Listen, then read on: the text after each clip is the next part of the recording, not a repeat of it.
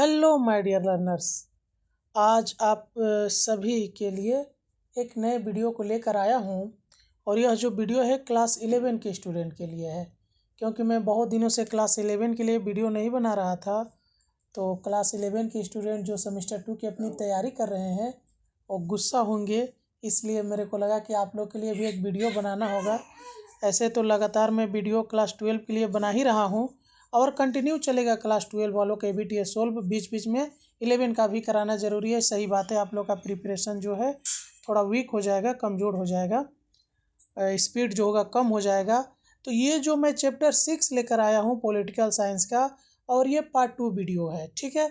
इसका पार्ट 1 मैंने अपलोड कर दिया हूँ, यदि आप वो नहीं देखे हैं तो हमारे चैनल के प्लेलिस्ट में जाकर देख सकते हैं, जिसका नाम लिखा हुआ है WB class 11 political science semester 2 लिखा होगा, ठीक है। और साथ ही साथ और एक इम्पॉर्टेंट बात आप सभी को बता दूं कि यदि आप PDF चाहते हैं क्लास 11 का हिस्ट्री, इकोनॉमिक्स, एजुकेशन, ठीक है, हिंदी, इंग्लिश, अगर किसी भी सब्जेक्ट का आपको PDF चाहिए तो इस वीडियो के डिस्क्रिप्शन में मेरा WhatsApp नंबर दिया गया है, वहां से जुड़कर कुछ टर्म्स एंड कंडीशन पर आपको PDF जरूर प्रोवाइड किया जाएगा। इस वीडियो में मैं चैप्टर 6 का 4 नंबर वाले क्वेश्चन को कराऊंगा और आप सभी को एडवांस में हैप्पी न्यू ईयर बोल देता हूं, क्योंकि आज जो है 2024 का अंतिम दिन है, 21 दिसंबर, और कल होगा 1 जनवरी 2025, ठीक है। और आपका 2025 में ही मार्च से एग्ज़ाम होने वाला है। तो ठीक है, आप लोग मेरे को भी हैप्पी न्यू ईयर ज़रूर बोलिएगा कमेंट में, मेरे को बहुत अच्छा लगेगा, ठीक है। तो चलिए 4 मार्क्स वाले क्वेश्चन को हम लोग क्या कर लेते हैं, डिस्कस कर लेते हैं, ठीक है। और हाँ, और ये जो वीडियो होगा हिंदी और इंग्लिश दोनों ही वर्सन में होगा, ठीक है। चलिए इसको देख लेते हैं फटाफट 4 मार्क्स वाले क्वेश्चन को, ठीक है। हमारा पहला क्वेश्चन क्या है कि what is the role of the election commission of India, यानी कहने का मतलब क्या है यह देख लीजिए। इंग्लिश वर्सन वाले देख लेंगे, थोड़ा मैं हिंदी में लेकर चलता हूँ कि भारत के निर्वाचन आयोग की भूमिका क्या है। तो भारत का निर्वाचन आयोग संसद, राज्य विधानसभाओं और राष्ट्रपति तथा उपराष्ट्रपति के पदों के लिए स्वतंत्र और निष्पक्ष चुनाव आयोजित करता है। यह चुनाव प्रक्रिया की निगरानी करता है, राजनीतिक अभियानों पर नज़र रखता है और आदर्श आचार संहिता के सही कार्यान्वयन को सुनिश्चित करता है। आगे 2 number question, what are the main features of the first past the post system. तो देख सकते हैं, यानी फर्स्ट पास्ट द पोस्ट प्रणाली की मुख्य विशेषताएं क्या है। तो ये जो प्रणाली है एकल सदस्य निर्वाचन क्षेत्रों पर आधारित है, जहां सबसे अधिक वोट प्राप्त करने वाले उम्मीदवार जीतता है, भले ही वह बहुमत में न हो। यह भारत में लोकसभा और राज्यसभा विधानसभा चुनाव में उपयोग की जाती है। अगला question, what is the model code of conduct, यानी आदर्श आचार संहिता क्या है। तो आदर्श आचार संहिता चुनाव आयोग द्वारा जारी दिशा निर्देशों का एक सेट है, जो चुनावों के दौरान राजनीतिक दलों और उम्मीदवारों के व्यवहार को नियंत्रित करता है, ताकि निष्पक्ष प्रतिस्पर्धा और नैतिक चुनाव अभियान सुनिश्चित हो सके। अगला क्वेश्चन देखिए, what is the importance of voter variable paper audit trial, ठीक है, यानी VVPAT क्या है। तो voter variable paper audit trial का महत्व क्या है। तो मतदाताओं को उनके द्वारा डाले गए वोट की पुष्टि करने की सुविधा प्रदान करता है। यह एक पर्ची छापता है जिसमें उस उम्मीदवार का नाम होता है जिसके लिए वोट डाला गया है, जिससे पारदर्शिता बढ़ती है और चुनावी प्रक्रिया में विश्वास बढ़ता है। अगला क्वेश्चन देखिए, what is the tenure of the chief election commission, यानी मुख्य चुनाव आयोग का कार्यकाल कितना होता है। तो मुख्य चुनाव आयुक्त का कार्यकाल 6 साल या 65 साल की उम्र तक होता है, जो भी पहले हो जाए। ठीक है। What are the challenges faced by the election commission in India, यानी भारत में चुनाव आयोग को किन चुनौतियों का सामना करना पड़ता है। तो प्रमुख चुनौतियों में चुनावों में धन शक्ति पर नियंत्रण, राजनीति में अपराधीकरण, फेक न्यूज और सोशल मीडिया के प्रभाव को संभालना और बड़े और विविध निर्वाचन क्षेत्र में स्वतंत्र और निष्पक्ष चुनाव सुनिश्चित कराना शामिल है। How is the chief election commissioner removed from office, यानी मुख्य चुनाव आयुक्त को पद से कैसे हटाया जा सकता है। तो मुख्य चुनाव आयुक्त को केवल महाभियोग प्रक्रिया द्वारा, जैसे कि सर्वोच्च न्यायालय के न्यायाधीश को हटाया जाता है, पद से हटाया जा सकता है। What is the electoral roll, यानी मतदाता सूची क्या है। तो मतदाता सूची पात्र मतदाताओं की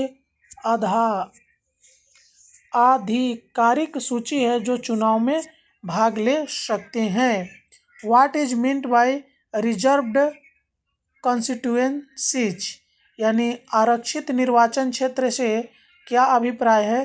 तो आरक्षित निर्वाचन क्षेत्र वे होते हैं जो अनुसूचित जाति और अनुसूचित जनजाति के उम्मीदवारों के लिए सुरक्षित होते हैं ताकि उनके विधायी निकायों में प्रतिनिधित्व को सुनिश्चित किया जा सके। What is the role of electronic voting machine, यानी ईवीएम्स, यानी इलेक्ट्रॉनिक वोटिंग मशीन की भूमिका क्या है।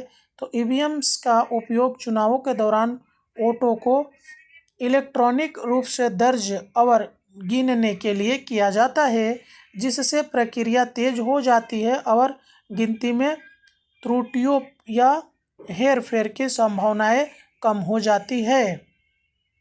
आगे देखिए, व्हाट आर सिमुलेटेनस इलेक्शन, यानी एक साथ चुनाव क्या है।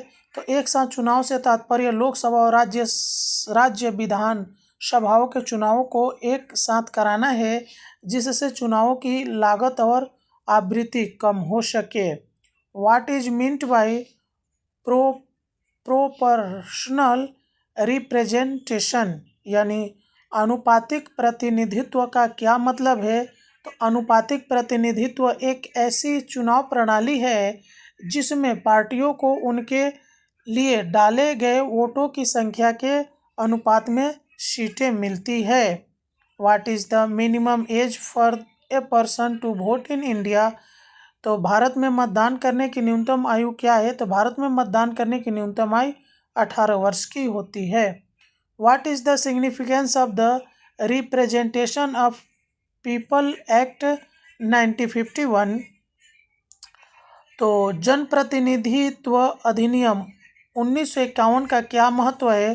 तो यह अधिनियम चुनावों के संचालन, सदस्यता के लिए योग्यताओं और अयोग्यताओं की प्रक्रिया निर्धारित करता है और भ्रष्ट आचरण को परिभाषित करता है। आगे, who is responsible for the delimitation of constituencies, यानी निर्वाचन क्षेत्र का परिसीमन कौन करता है। तो सरकार द्वारा नियुक्त परिसीमन आयोग जनसंख्या के आधार पर निर्वाचन क्षेत्रों की सीमाओं को फिर से निर्धारित करने के लिए जिम्मेवार होता है।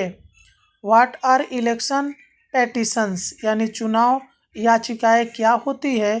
तो चुनाव याचिकाएं मतदाताओं या उम्मीदवारों द्वारा चुनाव की प्रक्रिया या परिणाम के खिलाफ दायर की गई कानूनी चुनौतियां होती है। आगे, what is main function of the delimitation commission, यानी परिसीमन आयोग का मुख्य कार्य क्या है।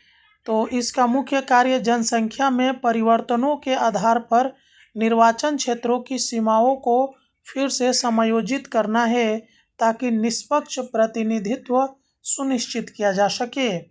What is a by election, यानी उपचुनाव क्या होता है। तो उपचुनाव सामान्य चुनावों के बीच एक विधायी निकाय में खाली सीटों भरने के लिए होता है।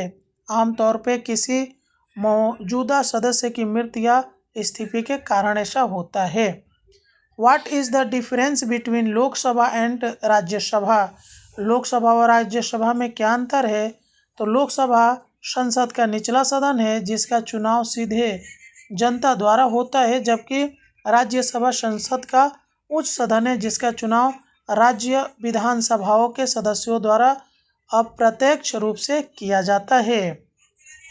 आगे, व्हाट इज इलेक्टोरल रिफॉर्म यानी चुनाव सुधार क्या है?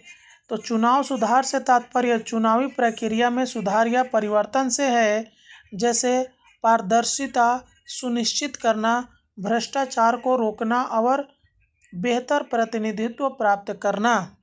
आगे, तो यहीं पे जो हमारा चैप्टर नंबर 6 है कंप्लीट हो जाता है। चलिए मिलते हैं किसी और वीडियो में, तब तक के लिए जय हिंद।